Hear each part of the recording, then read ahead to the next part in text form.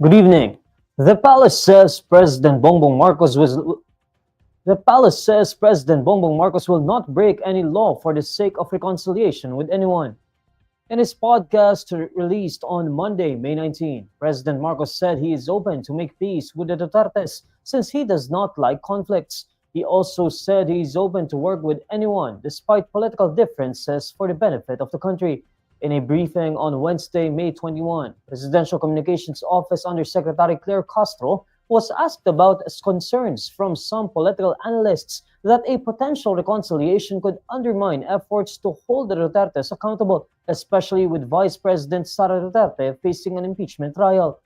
In response, Castro says the president will not break any law for the sake of reconciliation. Wag po tayo mag-focus na sinasabing open for reconciliation para lamang sa mga Duterte. Maliwanag po ang sinabi ng Pangulo sa lahat ng tao na maaaring hindi kapareho ng kanyang paniniwala o ng prinsipyo o ng polisiya. Mas maganda kung lahat ng tao ay makakasundo niya para po sa taumbayan, para magkaroon na po ng tuloy-tuloy na pagtatrabaho para sa bansa. So wag nating isentro ang open for reconciliation sa mga Duterte. Hindi po gagawin ng Pangulo na lumabag sa batas para lamang sa isang reconciliation. Castro reiterates that President Marcos will choose law over friendship after former presidential legal counsel Salvador Panelo said that reconciliation between President Marcos and the Dutertes is only possible if Marcos takes steps to bring detained former President Rodrigo Duterte back to the Philippines. Hindi po magpapahawak sa leeg at hindi po magpapadikta ang Pangulo sa mali. Hindi po tatalikuran at babaliktarin ng Pangulo ang batas para lamang pagsilibihan ang personal na interes ng iilan. So, tandaan po natin, lagi pong sa batas ang Pangulo. Kaibigan o batas? Batas pa rin po ang pipiliin ng Pangulo. Former President Duterte is currently detained at The Hague and facing charges of crimes against humanity before the International Criminal Court. The Duterte said Marcos should be held accountable for allowing the arrest of the former president and his transfer to the ICC. The palace dares former presidential spokesperson Roque to return to the country if he truly cares about public funds being used by the tracker team to locate him. In a video posted on his social media accounts on Tuesday, May 20, Roque said he is in The Hague, Netherlands, where former President Rodrigo Duterte is detained for alleged crimes against humanity. In the same video, Roque accused the government of creating a tracker team as a way to embezzle money. In a briefing on Wednesday, May 21, Presidential Communications Office Undersecretary Claire Castro says that searching for a fugitive is not a waste of time. Ang paghahanap ng isang fugitive ay hindi pag-aaksaya ng oras. Kung siya ay concerned sa pondo ng bayan, dapat noong pang 2016. At kung sinasabi nga niya na siya ay concerned sa pondo ng bayan, hindi ba mas maganda kung mag-voluntaryo na siyang umuwi rito para hindi na siya pag-aksaya ng oras at ng pera ng gobyerno? Roque also previously claimed of political persecution after an arrest warrant was issued against him by a Pampanga court over his alleged involvement with a Philippine offshore gaming operator hub. But Roque's former colleague, former presidential legal counsel Salvador Panelo, disagrees with Roque's claim. Castro says that Roque's claim of political persecution might be a way of deflecting the accusations against him. Mukhang si Atty. Roque na lang naman ang naniniwala sa kanyang pananaw na may political persecution. Ito malamang ay ang pagtatago niya ng kanyang maaaring liability at ang kanyang pagsama-sama sa mga Duterte ay ginagawa niyang panangga para ipatunayan na mayroong political persecution. Pero kahit ang kanyang dating naging kaalyado ay hindi naniniwala sa kanyang mga tinuran. Senator Risa Hontiveros declares her interest to become the next Senate Minority Leader in the 28th Congress. Hontiveros and outgoing Senator Coco Pimentel III are the only minority members in the current 19th Congress. In a forum on Wednesday, May 21, Hontiveros was asked if she would be interested to become the next minority leader. Hontiveros answered in the affirmative. Of course, yun naman yung pangarap ng alinmang minority of an outgoing Congress, lalo na kung nakapagpanalo ng mga dagdag na kaalyadong senador, halimbawa, ay magbuo pa rin ng minority sa susunod na Kongreso. But as in everything sa pag-organize ng Senate, it's a matter of numbers. Hontiveros notes the practice in Congress wherein the losing candidate for the Senate presidency automatically becomes the minority leader. If this happens, then she does not become a minority leader. Hontiveros reveals her next plan, which is to join or lead an independent bloc in the upper chamber. Hontiveros rules out joining the so-called Duterte bloc or the majority group in the upper chamber. Senator Bato de la Rosa earlier identified himself along with Senators Robin Padilla, Bongo, Aimee Marcos, and Senator-elect Rodante Marcoleta as Duterte bloc.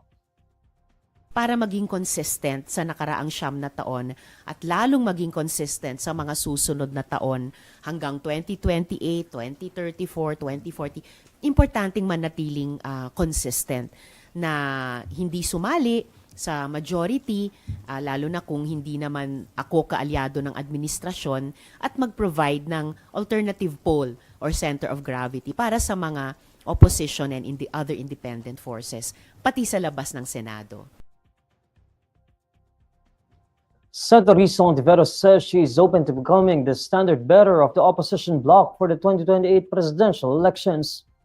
In a forum on Wednesday, May 21, Hontiveros says there will certainly be a progressive or reformist candidate against the one who would be endorsed by former President Rodrigo Duterte's bloc or President Bongbong Marcos's team. There will certainly be a progressive or reformist alternative. So may at least third slate, may at least third candidate. Hindi ko pa talaga alam kung sino-sino iyon. Kasi magiging bahagi yon ng selection process na I'm hoping madesenyo namin after the first 9 months ng pag-unify ng mga puwersa namin. When asked if she is open to the possibility of becoming the standard bearer of the opposition bloc, Hontiveros says, I'm not saying no. I'm open to all possibilities. At yun yung hinihingi ko din sa lahat na mga kasama sa opposition or independent bloc na maging bukas kami sa lahat ng possibilities at sa isa't isa, alang-alang sa oposisyon at alang-alang sa ating mga kababayan. Hontiveros says concrete answers on whether or not she would consider running for president in the 2028 national elections will naturally come. According to Hontiveros, her priority is to unify her allies and consolidate the process of selection for the strongest possible slate in 2028 who would fight for them and win. Senate President Cheese Escudero and Senator-elect Tito Sotto III are reportedly on the move to get the support of the so-called Duterte bloc for the Senate presidency title. In an interview, Senator Bongo discloses that both Escudero and Sotto have already talked to the Duterte bloc to seek support. Escudero is the incumbent Senate chief, while former Senate President Sotto is poised to challenge his leadership in the 28th Congress. The Duterte bloc is composed of GO, Senators Bato de la Rosa, Robin Padilla, and Aimee Marcos, and Senator-elect Rodante Marcoleta. According to GO, the Duterte bloc has already agreed to vote as a bloc. GO stresses that their bloc's criteria in choosing the Senate president should be someone who prioritizes the interest of the nation and will uphold an independent Senate. When asked if they are looking for a Senate leader who would dismiss the impeachment case against Vice President Sara Duterte, GO says they do not discuss such things. Senator De La Rosa earlier disclosed that Escudero had already reached out to their group about the Senate leadership. After winning in the last elections, Sotto has already expressed his desire to again lead the upper chamber should he secure the majority vote of his colleagues. The implementation of the no-contact apprehension policy will resume on Monday, May 26. The Supreme Court has partially lifted the restraining order it issued against the Metropolitan Manila Development Authority's enforcement of no-contact apprehension policy. Because of this, MMDA Chief Don Artes discloses that the no-contact apprehension policy will resume on Monday. The no-contact apprehension policy uses cameras and other gadgets to capture traffic violators. It covers EDSA, C5, Katipunan Avenue, Marcos Highway, Rojas Boulevard, Commonwealth Avenue, Quezon Avenue, West Avenue, E. Rodriguez Avenue, and Hilpuyat Avenue. The MMDA lodged an urgent motion through the Office of the Solicitor General seeking to lift the restraining order. The Office of the Solicitor General then asked the Supreme Court to allow the MMDA to fully enforce its road and traffic management programs to ease the severe traffic congestion along major thoroughfares and protect road users. Solicitor General Menardo Guevara explained that the MMDA needs to harmonize the existing national and local traffic enforcement laws following the approval of the single ticketing system. And these are the stories you need to know today. I'm Neil Mercado. Follow INQUIRER.net on Facebook, X, YouTube, TikTok, Instagram, and Reddit. For more stories, visit INQUIRER.net. Good evening.